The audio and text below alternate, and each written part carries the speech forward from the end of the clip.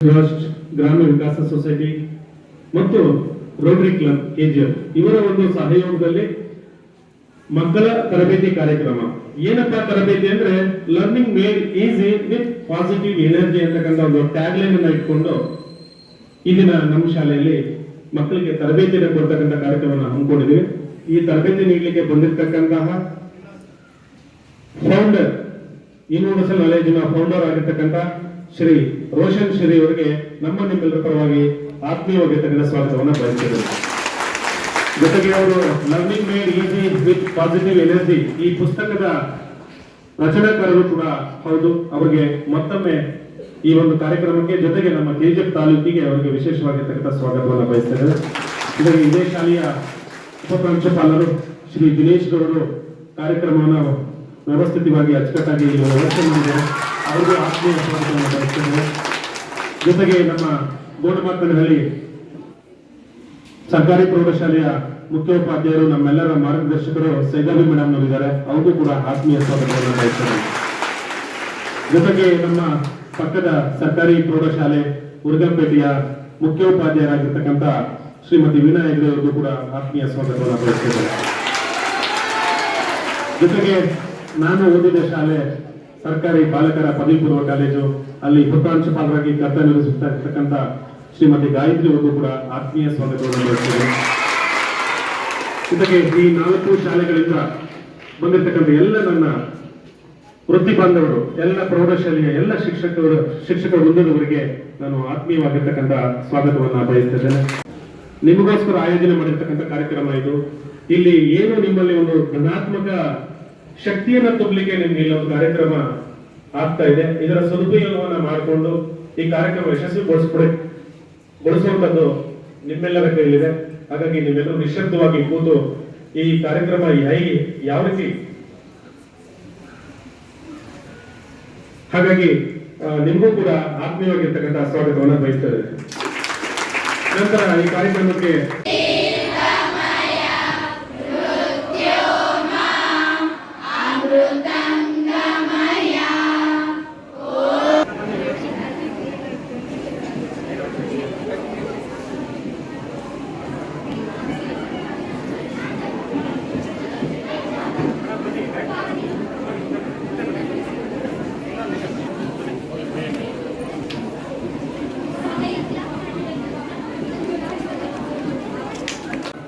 ಎಲ್ಲ ಮಹನೀಯರೇ, ಇಂದು ಮಕ್ಕಳಿಗೆ ಸಾಮರ್ಥ್ಯ ಆಧಾರಿತ ಸರಳವಾದಂಥ ಒಂದು ಕಲಿಕೆಯ ಒಂದು ಕಾರ್ಯಾಗಾರವನ್ನು ನಮ್ಮ ಶಾಲೆಯಲ್ಲಿ ಹಮ್ಮಿಕೊಳ್ಳಲಾಗಿದೆ.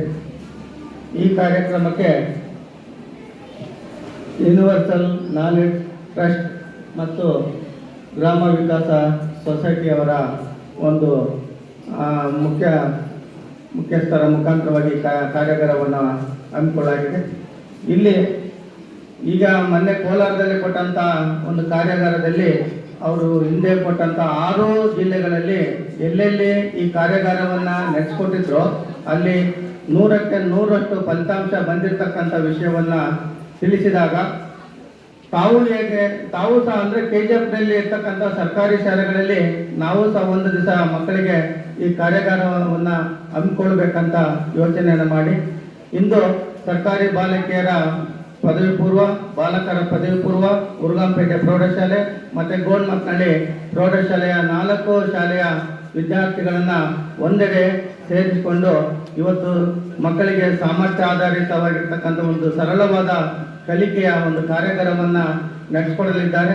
ಹಾಗಾಗಿ ಎಲ್ಲರೂ ಮಕ್ಕಳು ತಾವು ಆಸಕ್ತಿಯಿಂದ ಕುಳಿತುಕೊಂಡು ಈ ಸಾಮರ್ಥ್ಯ ಆಧಾರಿತ ಕಲಿಕೆಯನ್ನು ಎಲ್ಲರೂ ಆಸಕ್ತಿಯಿಂದ ಕಲಿತಿದ್ದೇ ಆದರೆ ನಮ್ಮ ಕೆಜಿಎಫ್ ತಾಲೂಕಿನಲ್ಲೂ ಸಹ ಈ 4 ಸರ್ಕಾರಿ ಶಾಲೆಗಳಲ್ಲಿ ಒಂದು ಉತ್ತಮವಾದಂಥ ಫಲಿತಾಂಶ ಬರ್ಬೋದು ಮತ್ತು ಕಲಿಕೆಗೆ ಒಂದು ಆಸಕ್ತಿ ಹೆಚ್ಚಿನ ಒಂದು ಪ್ರಾಶಸ್ತ್ಯವನ್ನು ಆ ಕಾರ್ಯಾಗಾರದಿಂದ ನಾವು ಪಡ್ಕೊಳ್ಬೋದು ಅಂತ ಈ ಸಂದರ್ಭದಲ್ಲಿ ನನಗೆ ಮಾತನಾಡಲು ಅವಕಾಶ ಕೊಟ್ಟಂತ ತಮ್ಮೆಲ್ಲರಿಗೂ ಒಂದು ಪ್ರಶ್ನೆ ಕೇಳ್ತೀನಿ. ಅದೇ ಪ್ರಶ್ನೆಯನ್ನು ತಿರುಗಿ ಲಾಸ್ಟ್ಗೆ ಕೇಳ್ತೀನಿ, ಓಕೆನಾ? ಫಸ್ಟ್ ಪ್ರಶ್ನೆ ಏನಂದ್ರೆ, ಇಲ್ಲಿ ಈಗ 1 ವಾರ ಇಲ್ಲದೆ 2 ವಾರದಲ್ಲಿ, ನೆಕ್ಸ್ಟ್ 1-2 ವಾರದಲ್ಲಿ ಎಕ್ಸಾಮಿನೇಷನ್ ಆಗುತ್ತೆ ಹೇಳಿ ನೆನೆಸಿ. ಒಂದೆರಡು ವಾರದಲ್ಲಿ ಇನ್ನೊಂದು ಎಕ್ಸಾಮಿನೇಷನ್, ಫೈನಲ್ ಎಕ್ಸಾಮಿನೇಷನ್ ಆದ್ರೆ ಇಲ್ಲಿ ಯಾರಿಗೆಲ್ಲ 85ಕ್ಕಿಂತ ಜಾಸ್ತಿ ಮಾರ್ಕ್ಸ್ ಬರುತ್ತೆ ಹೇಳಿ ಗ್ಯಾರಂಟಿ ಇದೆ? 85ಗಿಂತ ಜಾಸ್ತಿ ಮಾರ್ಕ್ಸ್ ನಂಗೆ ಬರುತ್ತೆ ಹೇಳಿ ಯಾರಿಗೆಲ್ಲ ಗ್ಯಾರಂಟಿ ಇದೆ? ಕೈ ಎತ್ತಿ ನೋಡೋಣ. ಕೈ ಎದ್ರೆ ಎತ್ತಿ ಅಷ್ಟೇ. Okay fine. ತುಂಬಾ ಜನರಿಗೆ ಇದೆ, ಒಂದು 10-20% ಇದೆ. ಓಕೆ, ಹುಡುಗಿಯರದು ಜಾಸ್ತಿ ಇದೆ ಕೈ, ಹುಡುಗರದು ಕಮ್ಮಿ ಇದೆ. ಓಕೆನಾ? ಇದೇ ಪ್ರಶ್ನೆಯನ್ನು ನಾನು ಲಾಸ್ಟಿಗೆ ಕೇಳ್ತೀನಿ. ಓಕೆನಾ? ಹಾಗೆ ಎಷ್ಟು ಕೈ ಮೇಲೆ ಬರುತ್ತೆ ನೋಡೋಣ. ಸರಿಯಾ? ಓಕೆ, ಈಗ ನಾನು ನಿಮ್ಗೆ ಈ ಪುಸ್ತಕದಿಂದ 10ರಿಂದ 12 ಟೆಕ್ನಿಕ್ಗಳನ್ನು ಕಲಿಸ್ಕೊಡ್ತೀನಿ. ಒಂದು ಶೀಟು ಕೊಡ್ತೀನಿ. ಓಕೆನಾ? ಆ ಶೀಟ್ ಅಲ್ಲಿ ಎಲ್ಲಾ ಟೆಕ್ನಿಕ್ಗಳು ಹೆಂಗೆ ಮಾಡೋದು ಹೇಳಿದೆ, ಪ್ಲಸ್ ವಿಡಿಯೋ ಕೊಟ್ಟು ಕಳಿಸ್ತೀವಿ. ನೀವು ಅದನ್ನು ಇಟ್ಕೊಂಡು ಅದನ್ನು ಪ್ರಾಕ್ಟೀಸ್ ಮಾಡ್ಬೋದು. ಓಕೆನಾ? ಈಗ ನಾನು ಕೊಡುವಂತ ನಿಮ್ಗೆ ಟೆಕ್ನಿಕ್ಗಳಿಂದ ಪಾಸಿಟಿವ್ ಎನರ್ಜಿ ಆಗೋ ಕಾರಣದಿಂದ ನಿಮ್ಗಂತ ಹೈ ಸ್ಕೋರಿಂಗ್ ಬರುತ್ತೆ. ದಟ್ ಈಸ್ ಒಂದು. ಎರಡನೇದು, ನಿಮ್ಮ ಟ್ಯಾಲೆಂಟ್ಸ್ ಇಲ್ಲಾಂದ್ರೆ ತಲಾಂತುಗಳು ನಿಮ್ಗೆ ಬಿಲ್ಡಪ್ ಮಾಡ್ಲಿಕ್ಕೆ ಆಗ್ಲಿಕ್ಕೆ ಒಂದು ವಿಧಾನಗಳನ್ನು ನಾನು ಕಲಿಸಿಕೊಡ್ತೀನಿ. ಓಕೆನಾ? ಸೊ ಯಾರಿಗೆಲ್ಲ ಇದನ್ನೆಲ್ಲ ಕಲಿತು ನನ್ಗೂ ಒಳ್ಳೆ ಪ್ರತಿಭೆ ಬರಬೇಕು, ನನ್ಗೂ ಒಳ್ಳೆ ಮಾರ್ಕ್ಸ್ ಬರ್ಬೇಕು ಹೇಳಿ ಯಾರಿಗೆಲ್ಲ ಇಂಟ್ರೆಸ್ಟ್ ಉಂಟು ಕೈ ಎತ್ತಿ ನೋಡೋಣ. ಓಕೆ, ಒಬ್ಬನಿಗೆ ಮಾತ್ರ ಇಲ್ಲ, ಅವನು ಕೈ ಎತ್ತಲಿಲ್ಲ. ಓಕೆ ಸರಿ. ಓಕೆ ಓಕೆ, ಅರ್ಥ ಆಗ್ತಿದೆಯಲ್ಲ? ಈಗ ಫಸ್ಟ್ ಟೆಕ್ನಿಕ್ ಕಲೀಲಿಕ್ಕಿಂತ ಮುಂಚೆ ನಾನು ನಿಮ್ಮ ಹತ್ರ ಒಂದು ಪ್ರಶ್ನೆ ಕೇಳ್ತೀನಿ. ಓಕೆನಾ? ಎಲ್ಲ ಟೀಚರ್ನವರು ಮಾಡ್ಬೇಕಾಯ್ತಾ? ಯಾಕಂದ್ರೆ ನಾವು ಇನ್ನು ಸಪರೇಟ್ ಆಗಿ ನಿಮ್ಗೆ ಟೀಚರ್ಸ್ನವರಿಗೆ ಸಪರೇಟ್ ಟ್ರೈನಿಂಗ್ ಹೇಳಿಕೊಡಲ್ಲ. ಸೊ ನೀವು ಇದನ್ನು ಪ್ರಾಕ್ಟೀಸ್ ಮಾಡಿದ್ರೆ ನಿಮ್ಮ ಜೀವನಕ್ಕೂ ಒಳ್ಳೇದು. ಯಾಕಂದ್ರೆ ಇದರಿಂದ ಹಲವಾರು ಬೆನಿಫಿಟ್ ಇದೆ. ಯಾಕಂದ್ರೆ this is a proven technique.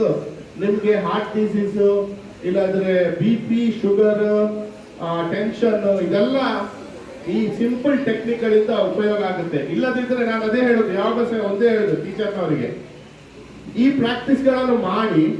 ಇಲ್ಲದಿದ್ರೆ ಹಾಸ್ಪಿಟಲ್ಗೆ ದುಡ್ಡು ಪೇ ಮಾಡ್ಲಿಕ್ಕೆ, ಬಿಲ್ ಪೇ ಮಾಡ್ಲಿಕ್ಕೆ ರೆಡಿ ಆಗಿ. Choice is yours. ಓಕೆ